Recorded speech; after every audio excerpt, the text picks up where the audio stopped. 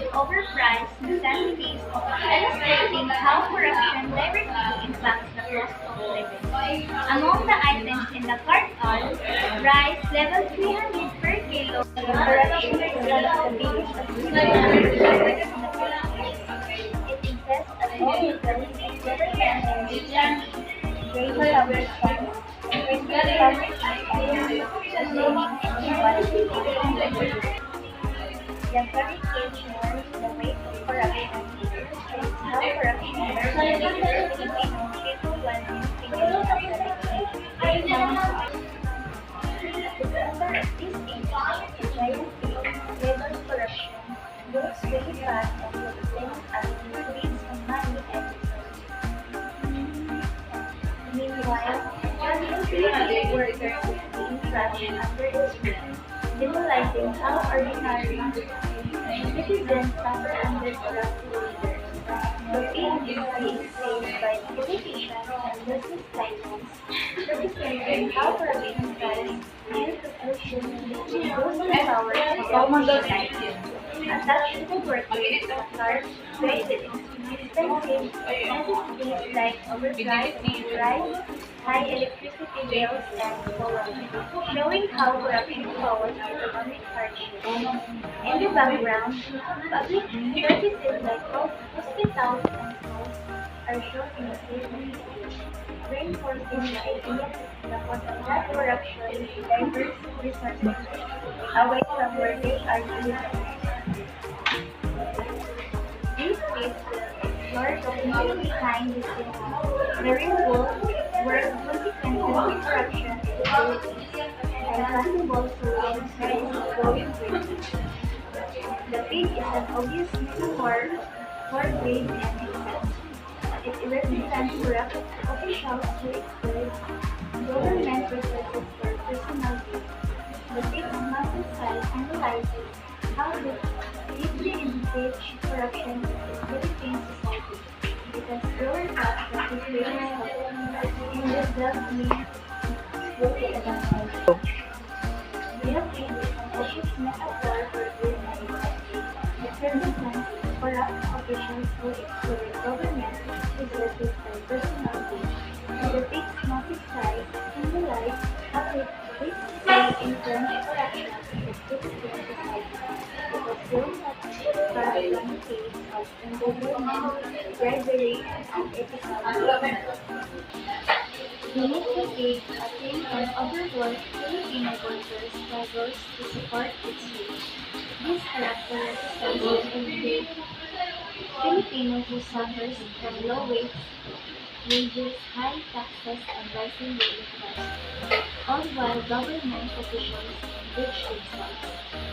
The worker exhausted, expression, and then prosper symbolize the immense burden that corruption places on ordinary citizens. Worker is trained to acquire with overpriced necessities, illustrating how corruption directly impacts the cost of living. Among the items in the cart are rice level 300 per kilo, a reference to skyrocketing food prices due to smuggling, price manipulation, and agricultural management. Unlimited bills with excessive charges, highlighting how expensive energy companies and corrupt government dealt with inflation electricity rates. A focus on prices, reflecting how oil price hikes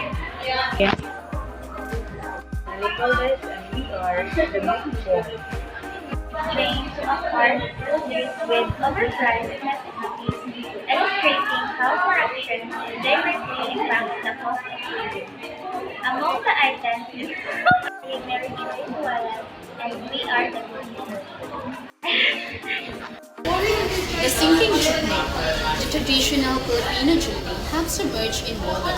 The level modernization program, the driver representing struggling jeepney operators, practically tries to keep it afloat while passengers, symbolizing the working class, cling to sides purple of drowning. In contrast, on a nearby lifeboat leveled big business and government policies. Politicians and wealthy investors sip coffee. discussing the progress of modernization. This caricature critiques the rapid phase-out of jeepneys under the modernization plan, which threatens the livelihood of many drivers and make transportation costlier for commuters. But the doctrines of political dynasty boundaries that create power for generations, treating public office like a public business rather than a duty to serve the people. This caricature illustrates how these powerful families continuously pass control over themselves, while other citizens remain trapped in a system of poverty, misinformation, and false promises. Despite democratic elections, this same elite group, ayaw na siya eh. One, two, despite democratic elections, the same elite group dominated the political landscape, preventing true progress and change. This piece delves into the historical roots, consequences, and real-world examples of political dynasties in the Philippines.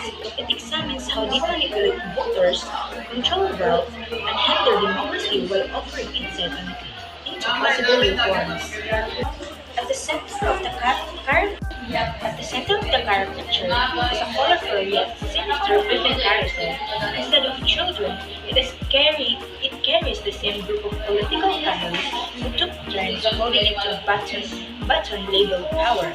The carousel represents the cycle of political control. No matter how much time passes or how many elections occur, the same name dominated leadership and position.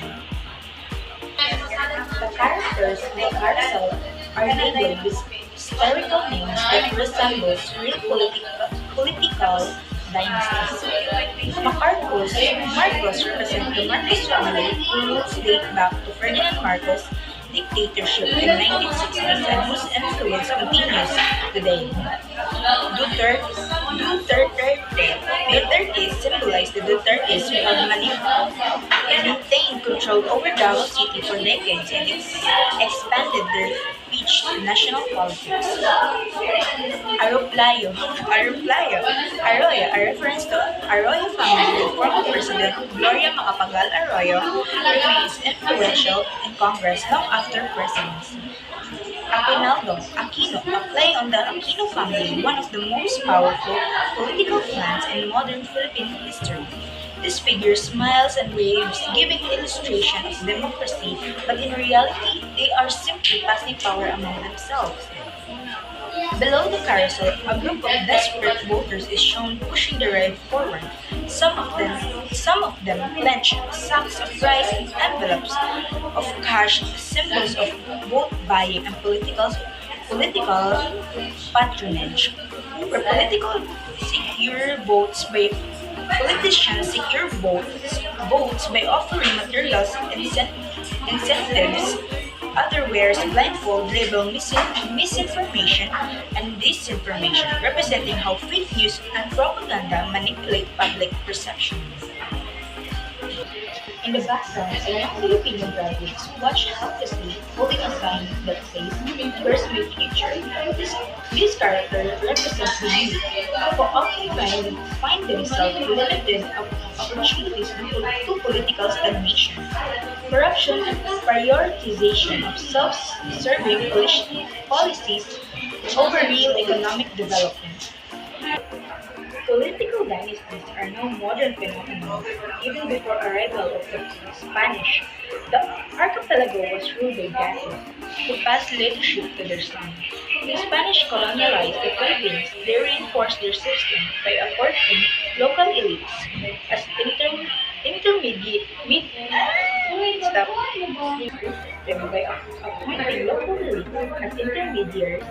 These elites gained wealth, land, and influence, forming the foundation of today's ruling family. Okay. During the American colonial period, political powers remained concentrated in a few elite families. The U.S. introduced democratic elections that only well-educated Filipinos could participate. ensuring that powers stay proven in the same group. Hi, I'm Kushata Gyang and we are Group 4.